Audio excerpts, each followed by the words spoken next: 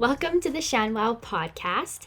I'm your host, Chantel, and if you're listening on Spotify, I just wanted to let you know that I have the video version of all of my podcast episodes up on my YouTube. And if you guys are watching on YouTube, I just wanted to say a huge thank you to you guys. I love you, but don't forget to support the podcast by streaming and listening to it on Spotify. Today's episode, we will be talking about how I think travel has changed me or what I have learned from travel. I wanted to do this because I wanted to offer a different perspective to you, to maybe get you reflecting or thinking about your life. Maybe anything in this video can help you, maybe inspire you to lead your own life, and maybe just be that extra nudge to move you in the way that your life is supposed to go. And so that is basically the reason of this podcast. I love to always explain why I'm talking about this subject. And I just want to show people in my life who were maybe pushed to do or to live a certain way, that there's so much more out there and it's up to you, and you can definitely achieve whatever that you want to in your lifetime. And I know that's like kind of cheesy, I guess you could say. Another huge reason why I wanted to make this video is because I've noticed that throughout this pandemic, it really made us think about our lives. And these are people who either like in school or thinking about going to school, maybe they're young and coming from high school, or there's even people who literally have their life together. They finish school, they have a job, they have kids, maybe they own a house. And it's just crazy that there's people who I thought had it together and they want to rethink their entire life. Sometimes I find that it's looked down upon if you want to change the course of your life once you get to a certain age, or a lot of people push the traditional type of life onto their kids, and I'm one of those people. I don't know if it's the same for you wherever you're living, if this lifestyle resonates with you, but I was taught this traditional way of life. You finish high school, you go to university, get a job, you save up, buy a house, get married, have kids, stay in this house that you bought for the rest of your life, and work at a place for the rest of your life, or work in one field or one job for the rest of your life. And maybe there's some people who are comfortable with that, but most of the time I find that people want to try something new or try something completely different.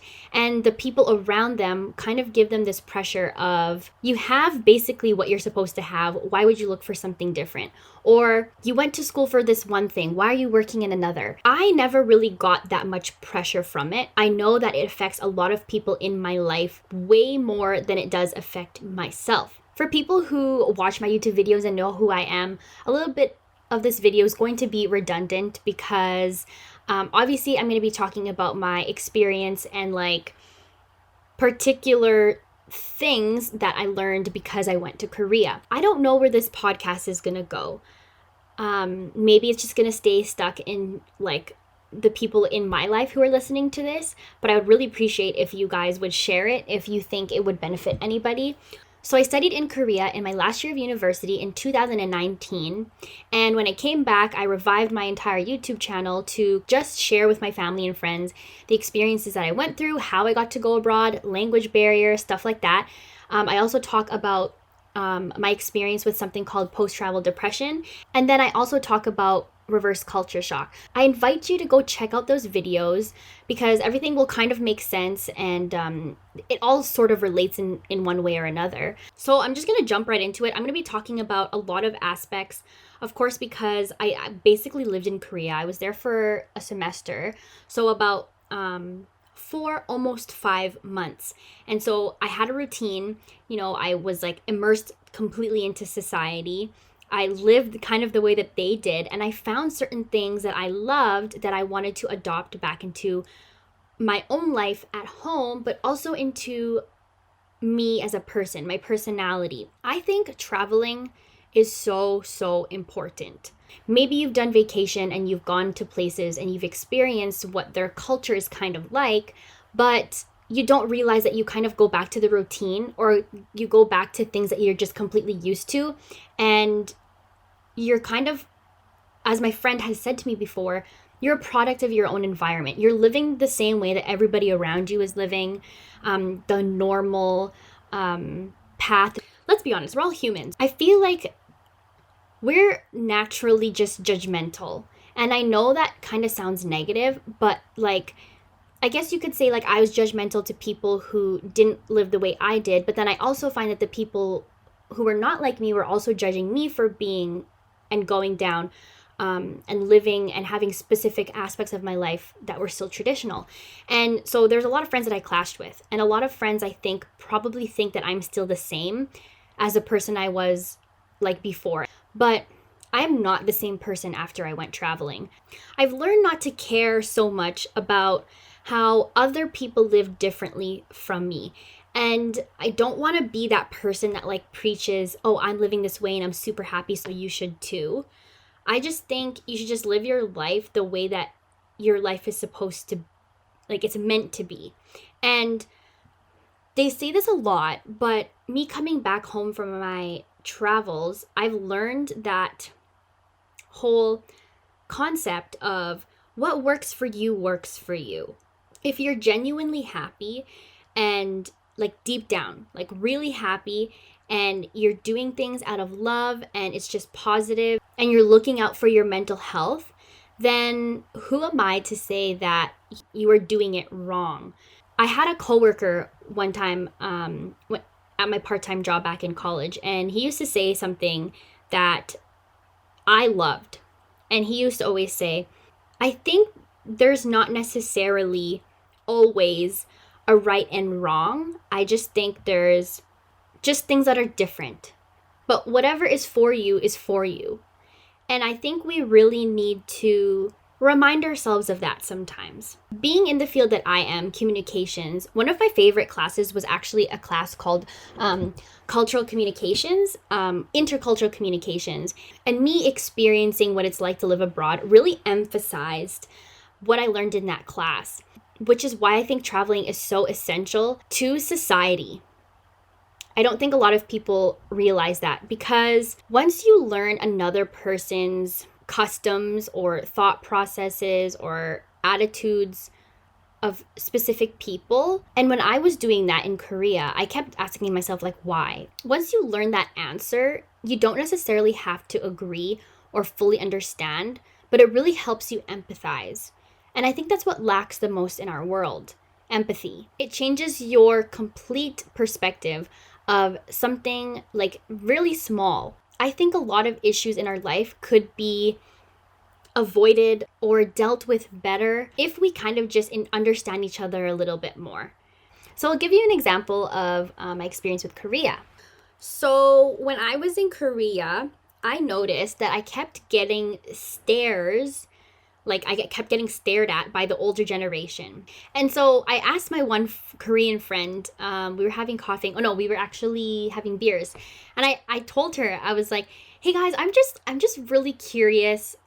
Is it just like, because we were with a group of my friends in Korea, and I said, is it just me, but like, are you guys also getting stared at the train? And some of my classmates were like, yeah, like definitely getting stares on the train.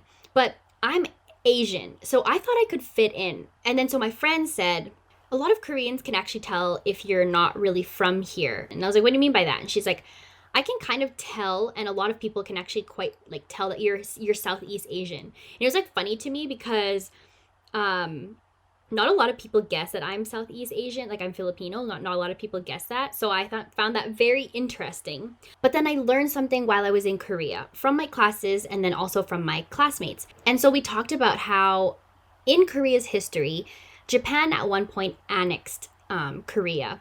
They basically went in there and was like, y'all are doing this wrong. We're gonna like come in and just like take over. Like we're gonna be in charge of your government, your education, your banking, your restaurants, your media, all that stuff. So what happened with Korea is quite similar with what happened in Canada where the British and the French came to the land of Canada once they found it, and they told our Aboriginals, Indigenous, and the native people of the land of Canada, we're going to take over and just like teach you a bunch of things, and this is how society is going to go. And so knowing that tension and that, you know, that hurt of the Indigenous and Aboriginal people in Canada, I can completely empathize with what happened in Korea, because the older generation, those people who were looking at me weird on the train, those were the people who, like, it was either them or their parents who experienced it. They were in that generation that experienced the annexation of Korea in terms of Japan. So the reason why the older generation feels some type of way or is very sensitive towards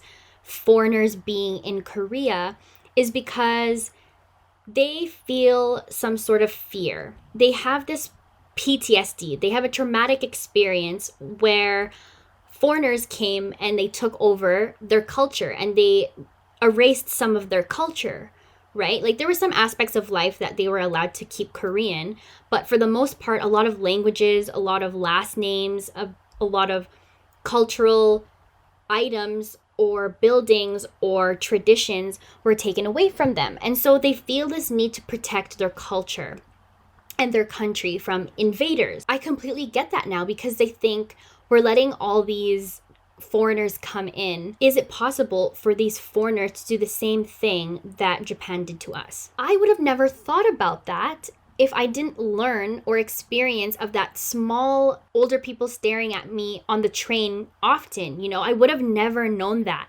I would have probably still had that, what the heck, why is this old person looking at me? They don't understand the youth, or like they're looking at me weird because I'm a foreigner. I would have normally kept that mentality. I would have kept that negative judgment towards them as well. And so I feel like once you hear somebody out, if there's people acting a certain way, once you fully kind of just like want to actually hear them out and you care about figuring out why a person is acting or living a certain way, you kind of just are open and you understand them. Once you hear them out, you can kind of like store that in the back of your mind, and it would kind of help you work better with those people in the future, whether it's being students and like working together on a project, whether it's in the professional in the career environment, or if it's honestly in like the everyday life, like at a restaurant or in the store or on the train or something like that. Basically, me traveling, you like gather all this information, right, about wherever you go. And if you go to multiple places, the better. But when you gather so much of that information and you know that, you can like relay it to other people in a professional, calm, organized and concise manner so that everybody works together a little bit better. And it's funny because since coming back from my travels, I've noticed that because I've learned so many things about other cultures, I have developed this like thing where if I see other people judge or make comments about certain people or like another country, I kind of feel this need to like stick up for them and explain to those people why they act that way. To give a couple more examples, I actually had a friend who went to Korea, and he did this program where in the summertime he taught at a university, and at the university he taught them what Canadian culture was like. The reason why I think cultural exchange and traveling is so important is because that example of my friend, he went to teach those kids or university students who were going to Canada to study abroad or going to do an internship in Canada. And so I thought to myself, I think cultural studies has so many positive impacts on everyone. Because coming from immigrant parents, obviously my parents came here to work and then they became citizens. This was like over like close to 40 years ago. Of course, there's some things that are really interesting to learn about and go through like when you're learning about a different country. So like for me, it was so fun to learn like these little nuances and attitudes of Korean people. But there were some things that I think would have been a little bit better to prepare me because it helped with like anxiety. A lot of arguments happen when, there's other people from other countries coming to your country or coming to another country. One example I can give is there's a lot of people who know that a lot of Filipino foreign workers work at places like Tim Hortons or McDonald's. And then you hear people make these rude comments saying like, oh, they don't speak English, they never get my order right. It's because like they don't understand Canadians. They don't understand what life is like here. Obviously, when you're becoming a citizen, you have to do a test or you have to like read a book and kind of learn about Canada. I asked my mom, do you think it would be useful if as part of like the citizenship test or as part of like integration into Canadian society as immigrants, that people have a class where they kind of learn about Canadian culture? I work in the restaurant industry, if you don't know. There's this whole like running joke that Asians don't tip. And before, I used to be annoyed, as well as my coworkers, when somebody would like rack up a bill of like $200 and then they would tip you $5. It's like a running joke that Filipinos don't tip. And so before, I used to get so annoyed because it doesn't work in North American society, right? We have the culture of tipping when you go out to eat at a restaurant. But then going to Korea and then talking to my parents about their culture with like the Philippines, I'm the person now, if a coworker says something or if somebody says something bad about Asians not tipping, I kind of stick up for them. Like I said earlier again, I try to teach them this is why Asians don't tip or this is why they act the way that they do. And it sucks, and maybe these people will never learn, but it helped change some of the perspectives of some of my coworkers. When I taught them that Filipinos were never taught to tip at restaurants because a lot of them were poor and going to a fast food chain was a treat. And then once I told people that in Korea they don't tip and it's just not part of the culture, it's actually even rude to tip, that they're like, oh, okay, well now I know. However, I do think it's still helpful that we teach those Asians who want to live or study in a country that has the tipping culture to do so. When my one friend taught those Koreans what life was like in Canada and like what to expect, like the hockey culture, tipping at restaurants, wearing warm clothes or else you'll freeze your butt off, those people had a little bit of an easier transition into life here and they avoided some arguments. So I work at a cafe and there was this one argument that I didn't get into an argument with her, but I feel like this issue definitely could have just been avoided.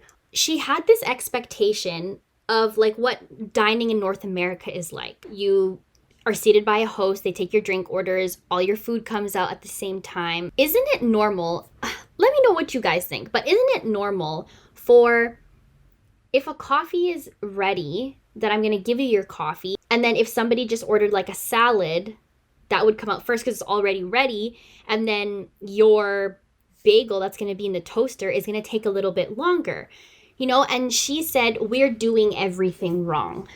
And in my mind, I was like, man, this person hasn't done a lot of traveling in their life. Because if they did, they maybe would have been a little bit more open and think to themselves, okay, I'm used to the way that restaurants run in North America, but this cafe is owned by Asians. Of course, there's like things that you should change about your business to accommodate to the type of culture in wherever you are, so North America. But isn't it okay to have a cafe run differently than what you're used to? I was trying to think back to like cafes and restaurants in Korea, and I was like, do the cafes and restaurants run the same way in North America? And they don't. It's like so different.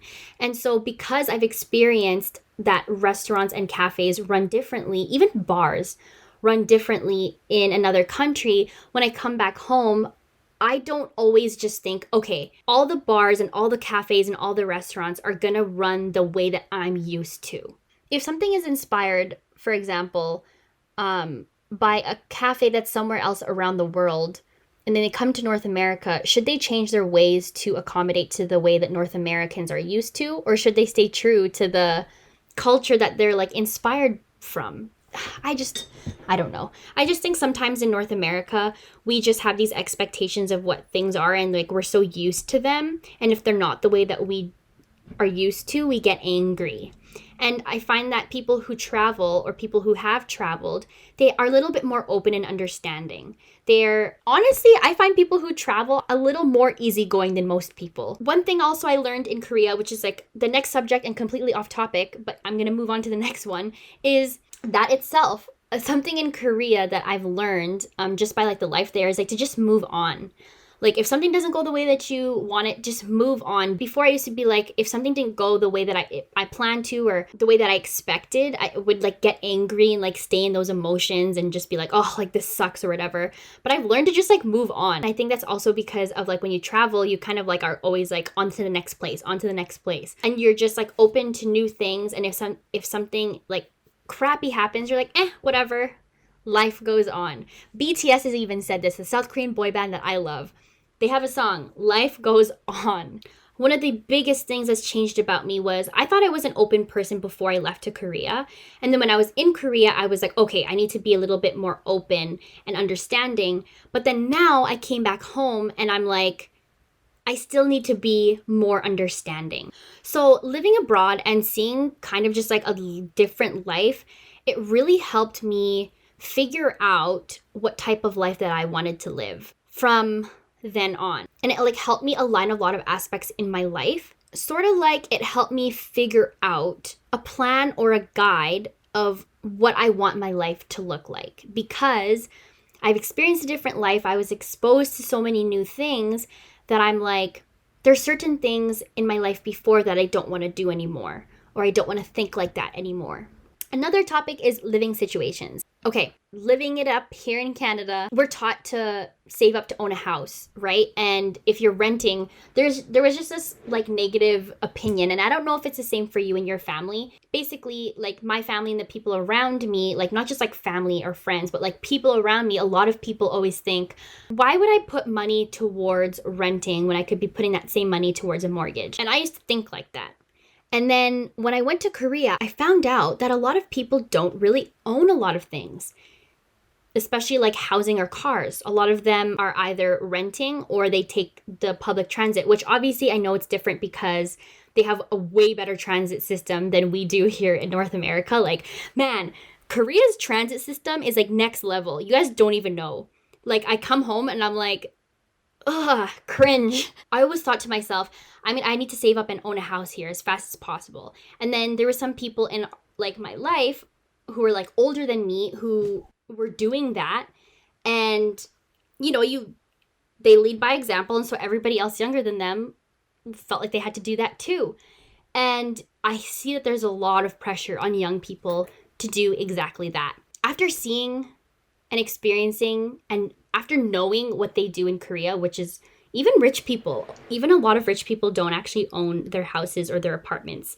They just rent it. I guess it's different because maybe pricing is different, like what you get if it's hard to find a place or whatever in Korea. But just that idea of like everybody over there being okay with renting, but then over here, everybody is like wanting to own a house. I like think to myself, do I have to own a house right away?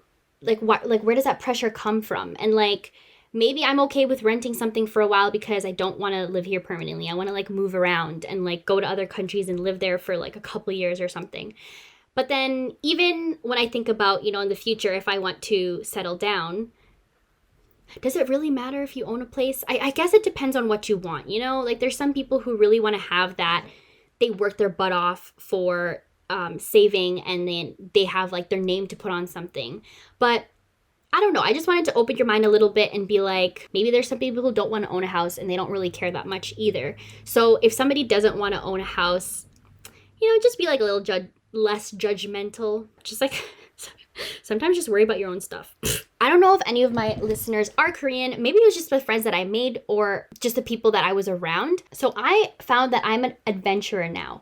Before, I used to just be used to this whole life where you go to school, gym, work, or now just work and gym or whatever you can do now that's the pandemic. But you would just go to those places and then you would be too tired. And then after work, all you want to do is just go home and just like relax. Maybe it's just a fast paced society in Korea, but I never went home after I was doing what I was doing, or my friends didn't either. So if my friends had work or if we had school, after studying, after work, we would always go out and do things. And it was just like so fun. We'd experience things new, but at the same time, some of my friends from Seoul would be like, yeah, like this is my first time doing this. Maybe there's just not a lot of things to do in my city, but I do think there is. There's just that type of routine where people go to work and then they don't want to ever do anything on the weekdays.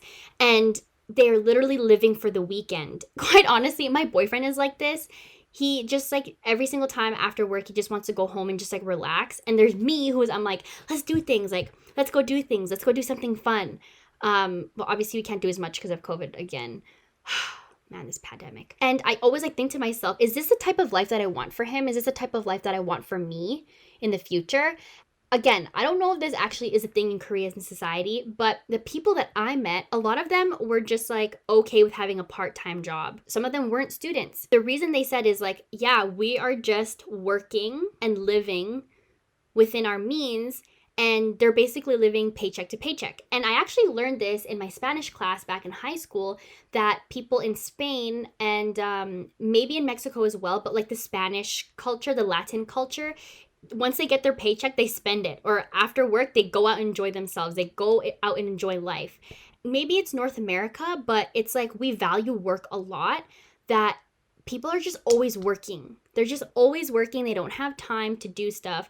And so like, I thought to myself, I was like, man, would I be okay with just working a part-time job, like living with just a part-time job, like not even in school, not doing anything else, like literally just working a part-time job. I just hope that that's something that we can change in our generation, because I find the older generation, I would hate that, but I know it happens, that your parents' generation or the like aunties, uncles, or people that mean a lot to you think that you are less because you don't have a professional full-time job. And I hate that. I don't like that at all. I think it puts a lot of pressure and a lot of mental health issues onto the younger generation. And no, we're not lazy.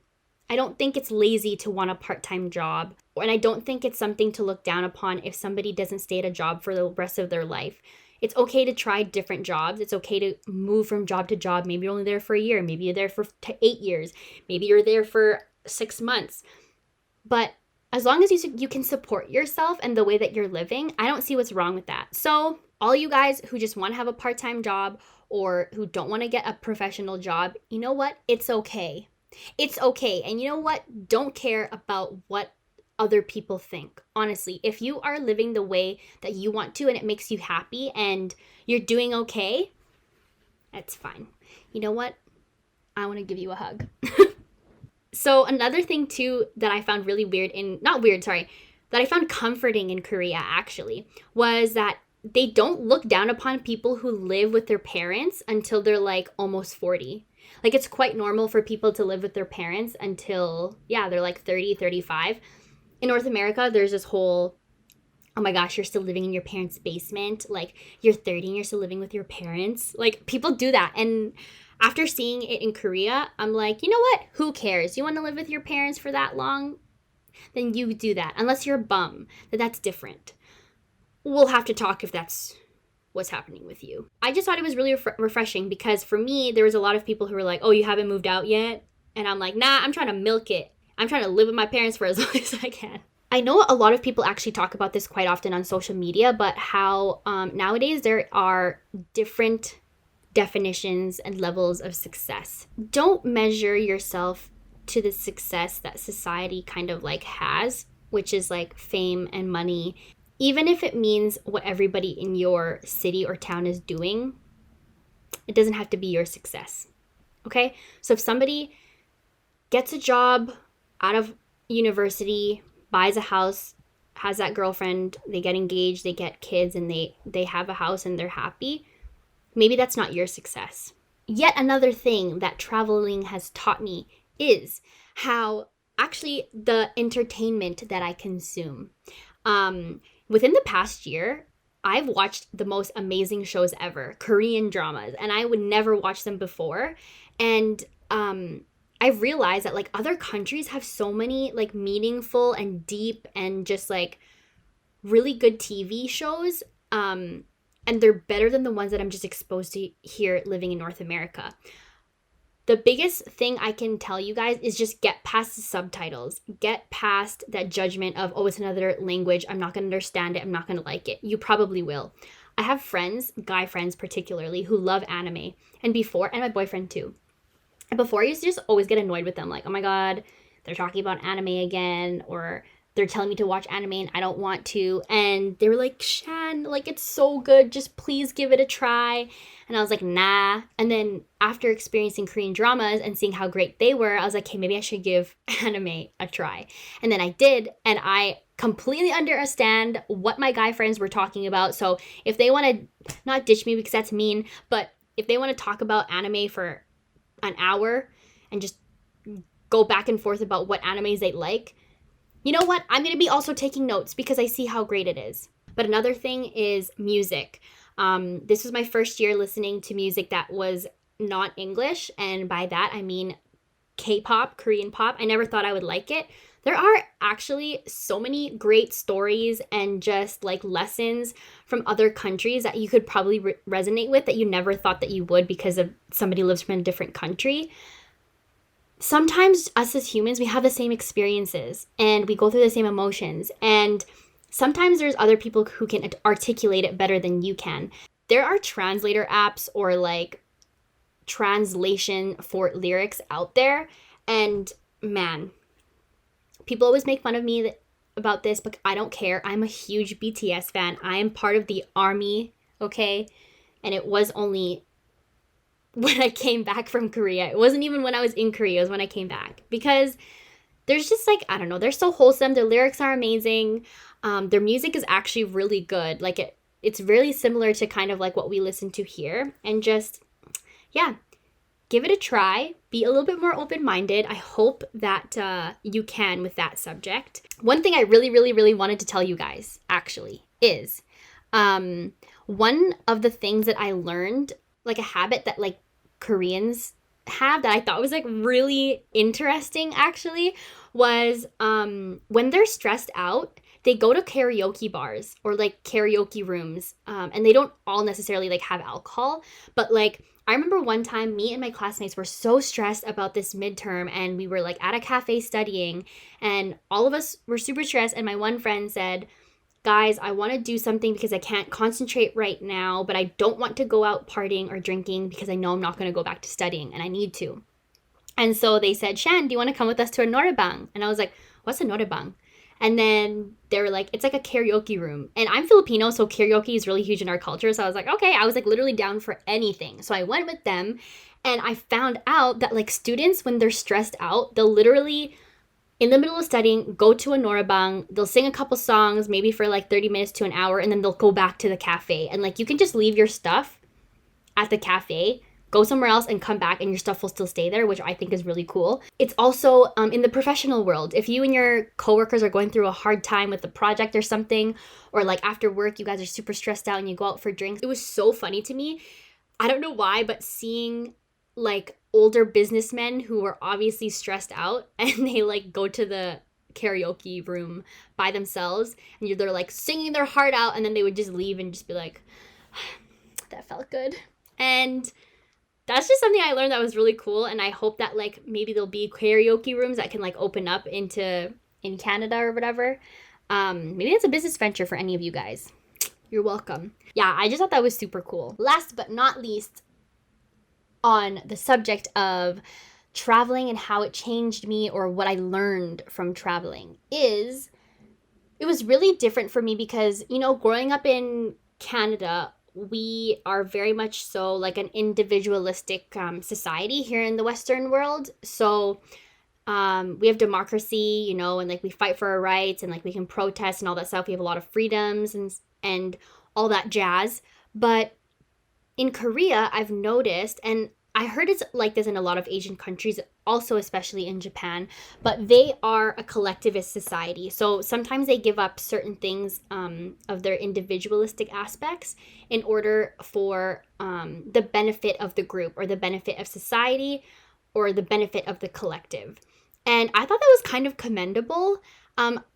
And I know that some people are saying like, oh, you shouldn't change yourself to like fit others, or like you shouldn't change yourself to like please others. But I think there's certain aspects that you actually can change about yourself or about what you're doing in order for life to be better for everyone, which people don't realize. Short-term, like really hard sacrifices, but for the long-term benefit. And I feel like that's like something that we can talk about with COVID.